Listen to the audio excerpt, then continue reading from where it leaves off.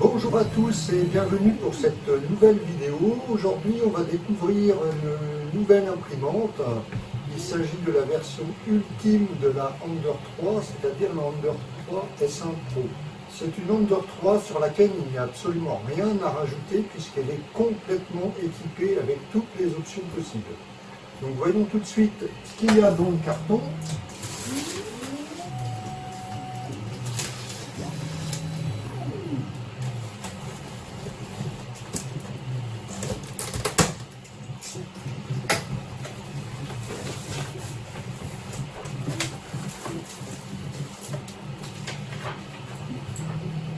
Une petite feuille avec un avertissement sur la mise en place du filament.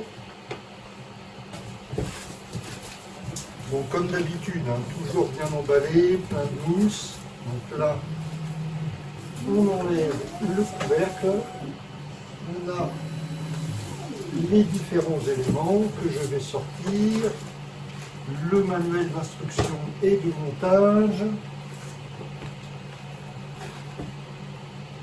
L'écran avec son support,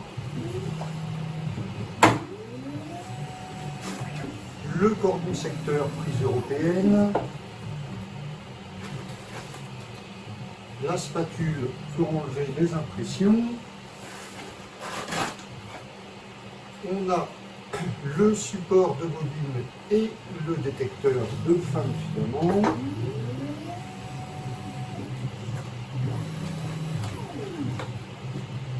La tête d'impression complète, alors il s'agit exactement de la même tête d'impression que la CR10 Smart Pro.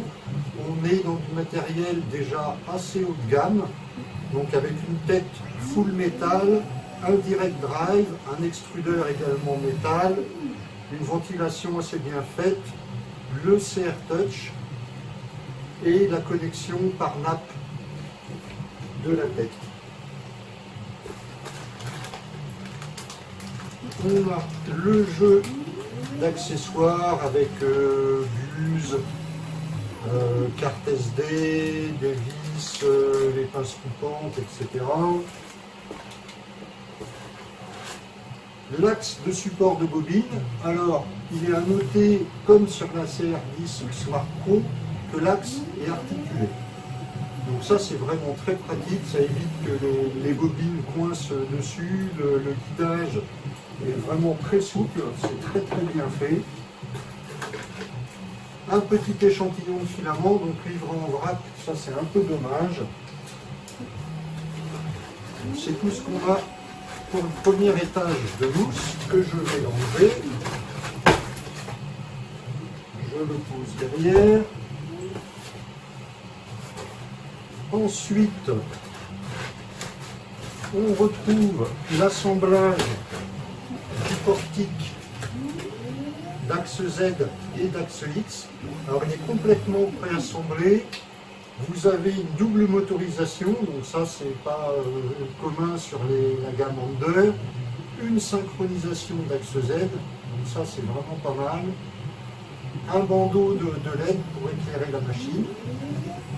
Je vais le poser délicatement à côté. On enlève encore quelques mousses. Et dans le fond du carton, on retrouve la machine par elle-même. On a encore une grosse pousse à retirer pour pouvoir la sortir.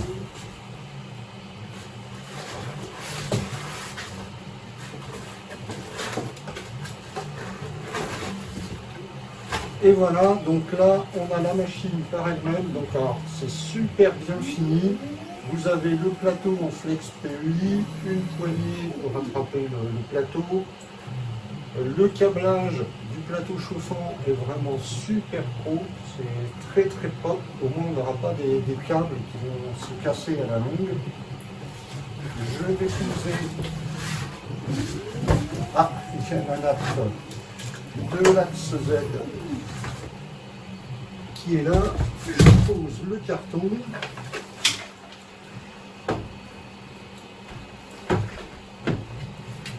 Voilà, donc au niveau montage, par rapport à une Under 3 classique, on ne va pas y passer des heures, hein, puisque là on a déjà tout qui est préassemblé.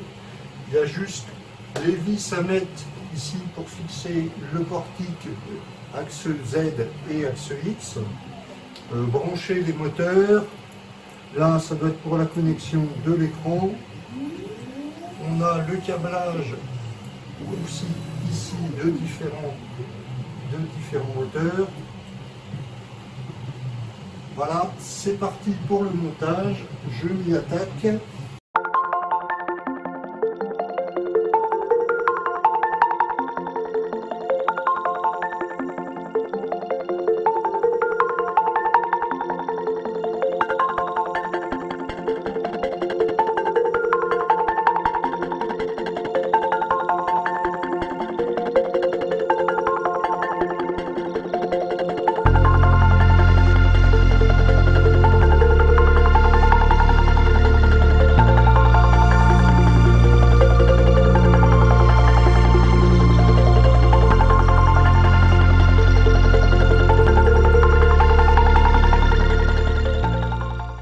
Et voilà, c'est monté. Bon, ça n'a vraiment pas pris longtemps, c'est vraiment très simple. Il n'y a pas à se tromper dans les câblages.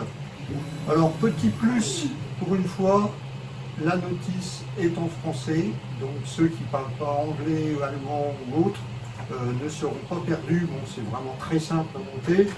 Ce qui m'a un petit peu perturbé pendant le montage, c'est qu'on a un set de vis avec écrou marteau supplémentaire, mais qui ne servent à rien. Ça doit être un sachet qui a été mis là par erreur avec la machine. Donc, toujours mieux des pièces en trop plutôt qu'en moins. Donc maintenant la machine est montée et on va pouvoir la mettre en route et voir ce qu'elle donne. La machine est assemblée, elle est démarrée, on va faire le tour. Donc première chose, vous avez un plateau Flex PEI, ce qui est vraiment le mieux qu'on puisse trouver pour ce genre de machine. Au niveau de la tête d'extrusion, on a exactement la même tête avec le direct drive et l'extrudeur full métal ainsi que la haute end full métal qui permet de grimper à 300 degrés. Vous avez un CR Touch, un câblage par nappe qui est bien fait au niveau du guidage. Sinon, globalement, la machine, on n'est plus sur du profilé brut comme on avait avant. Donc là, on a un capotage complet, on a des profilés avec une moulure. Vous avez un éclairage LED qui permet justement de bien voir ce qui se passe. Au niveau du support de bobine, vous avez un détecteur de frein de filament, un support de bobine articulé. Vous avez des tendeurs de courroie sur l'axe Y ainsi que sur l'axe X. Au niveau de la petite boîte à outils, ça permet de ranger tous les outils. Donc vous retrouvez une pince coupante.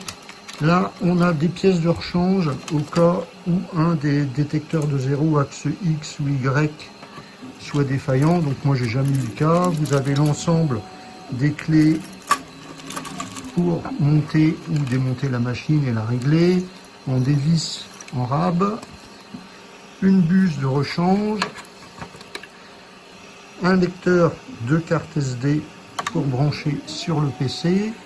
Sur la face avant, vous avez la carte SD et un port USB. Donc c'est une carte SD, c'est nettement mieux que les cartes micro USB qu'il y a habituellement.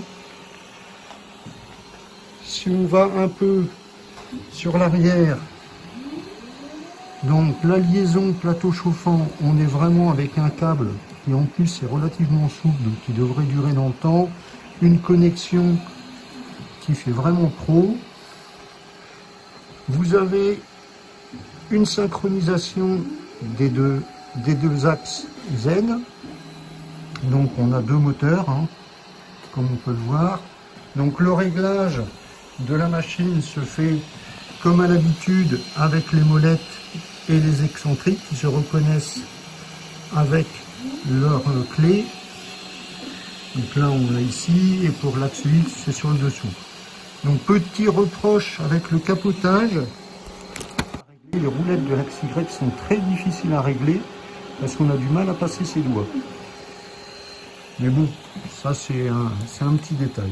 Donc globalement, c'est très bien fait. L'écran mériterait un petit peu plus de clarté, mais il est très clair, hein. On est sur le même écran que sur la CR10 Smart Pro, mis à part que là, on est en mode portrait au lieu d'être en mode paysage. Petit tour des menus de la machine. Donc vous avez les settings qui vous permettent de changer la langue en français, ce qui va être mieux pour pas mal d'utilisateurs. Donc dans les paramètres, vous pouvez régler les paramètres de température pour le PLA, les paramètres pour l'ABS, niveau, on va voir ça plus tard, la langue. Sinon, vous avez près. Donc près, ça vous permet de déplacer les axes, donc faire le 0 sur les axes XY, l'axe Z également. Entrée-sortie, c'est pour entrer le filament ou le ressortir. Régler la température de buse, donc là évidemment, pour pouvoir faire avancer du filament, il faut mettre une température de buse suffisante. Manuel, vous pouvez régler la température de buse, la température du plateau, préchauffer en mode PLA, préchauffer en mode ABS, refroidir et sinon contrôler le ventilateur. Le menu imprimé, vous choisissez votre fichier, donc là vous défilez la liste, donc là vous avez 4 pages mais il n'y en a pas d'autres, donc on a les exemples qui sont fournis sur la carte et le menu accueil où vous avez l'état de la machine. On va passer au réglage de nivellement, donc pour ça je vais dans paramètres, puis niveau. Pendant que ça fait le 0, donc là le 0 était déjà fait à l'avance, hein. Je place une feuille, donc je fais en sorte que ma feuille soit sous la buse, mais pas sous le CR Touch. Donc on attend que ça atteigne la feuille. Donc ça fait le 0.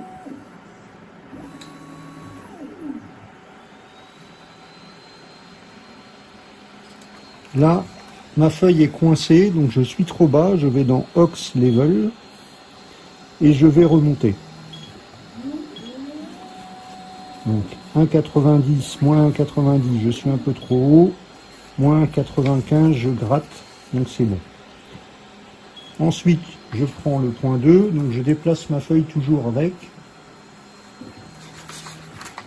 Je règle la molette de façon à ce que ça gratte juste un petit peu. Pareil pour le point 3. Voilà, le point 4.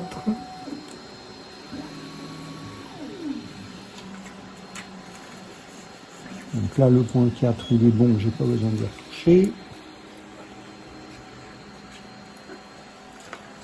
Le point 5, il faut le remonter un petit peu. Je le refais une fois, parce que quand on agit sur les molettes d'un côté, ça dérègle celle de l'autre côté. Donc là, je dois retoucher un petit peu.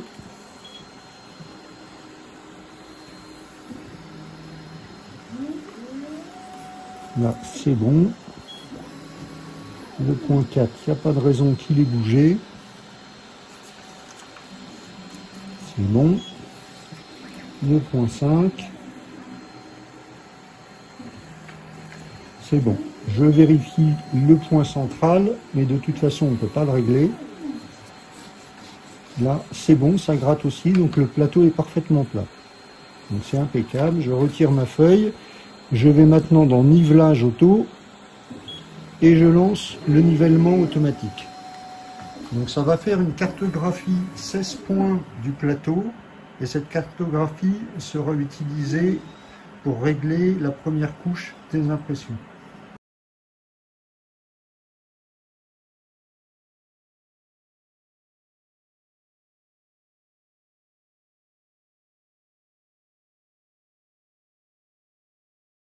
Voilà qui est fait. Maintenant, ça refait le 0 et ça retourne au point central de repos.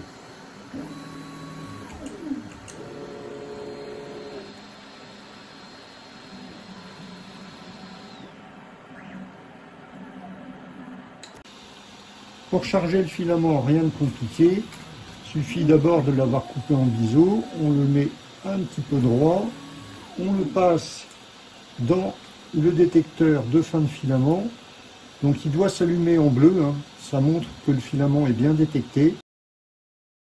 Après avoir inséré le filament dans la tête à l'aide du levier, pour faire avancer le filament, on va sur Prêt, puis Entrée-Sortie. On règle la température de buse, donc là, ma buse était déjà chaude et elle est à 200 degrés. Il ne faut pas avancer, de toute façon ça va refuser si la buse n'est pas chaude. Ensuite, on appuie sur Entrée. Là, je vais faire avancer de 50 mm. On peut voir que l'extrudeur commence à tourner et on a le filament qui s'écoule sous la buse. Donc c'est bon, le filament est chargé. On va passer à l'impression. Donc là, j'ai généré un fichier cube de test que je choisis et que je vais lancer. Donc j'ai pris les paramètres par défaut d'une Ender 3, j'ai juste rajouté un G29 dans le Start G-Code de façon à ce que ça fasse un auto-level. En début, la machine était déjà chaude, donc là, il n'y a pas besoin de préchauffage, ce qui fait que ça va plus vite. Elle commence à faire son 0.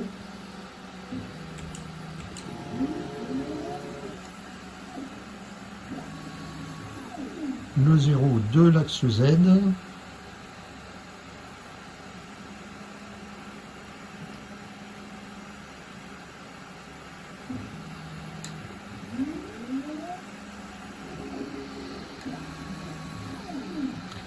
Ensuite, effet son auto-level parce qu'il y a la commande G29. Alors vous pouvez retirer cette commande si vous voulez gagner du temps.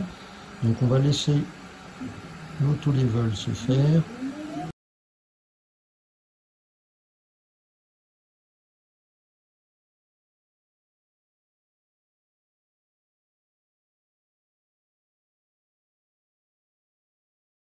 Et voilà, ça commence à tracer une ligne. Donc je vais surveiller la première couche, je vais appuyer sur les paramètres de façon à pouvoir compenser l'axe Z au cas où ma couche serait mal réglée.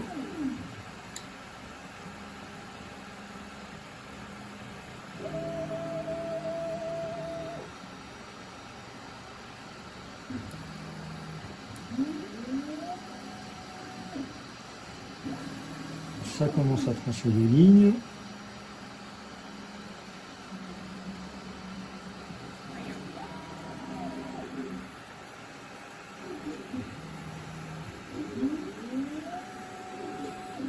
Donc là, la hauteur de première couche a l'air parfaite, avec le réglage qui avait été fait avant. Il n'y a pas besoin d'y retoucher. Donc je laisse la machine faire.